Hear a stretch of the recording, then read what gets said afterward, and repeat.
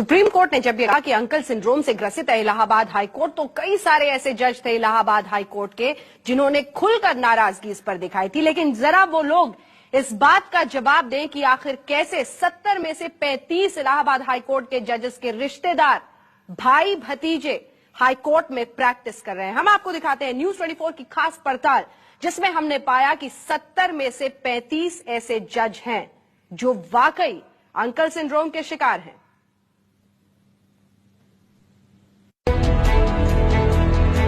कुछ जजों के बेटे सगे संबंधी इसी कोर्ट में प्रैक्टिस कर रहे हैं। प्रैक्टिस शुरू करने के कुछ दिनों के भीतर ये लोग लाखों कमा लेते हैं। उनके भारी भरकम बैंक खाते हैं, लग्जरी कारें हैं, बड़ी बड़ी कोठियां हैं और वो लोग ऐशो आराम की जिंदगी बिता रहे हैं। देश की सबसे बड़ी अदालत की इस टिप्पणी का एक एक लफ्ज सच से सराबोर है।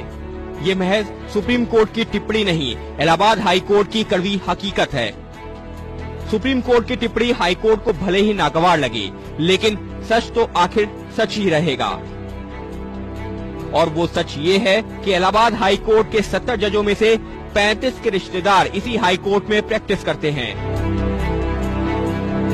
आइए हम आपका कुछ ऐसे जजों से परिचय करवाते हैं जिनका कोई ना कोई रिश्तेदार काला चोंगा पहनकर धड़ल्ले से कमाई कर रहा है।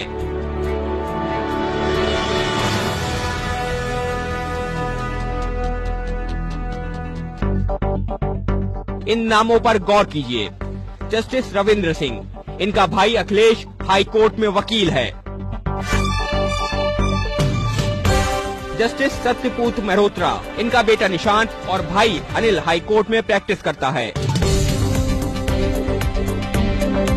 जस्टिस शिव कुमार सिंह, इनका बेटा महेश नारायण और भाई BK Singh Allahabad High Court में प्रैक्टिस करते हैं। जस्टिस बालकृष्ण नारायण, इनके पिता ध्रुव नारायण और बेटा ए नारायण प्रैक्टिस करते हैं। जस्टिस देवेंद्र प्रताप सिंह, इनके बेटे विशेष वकील हैं। जस्टिस देवी प्रसाद सिंह, इनके बेटे रवि प्रैक्टिस करते हैं। जस्टिस दिलीप गुप्ता, इनकी बहू सुनीता अग्रवाल लॉयर हैं।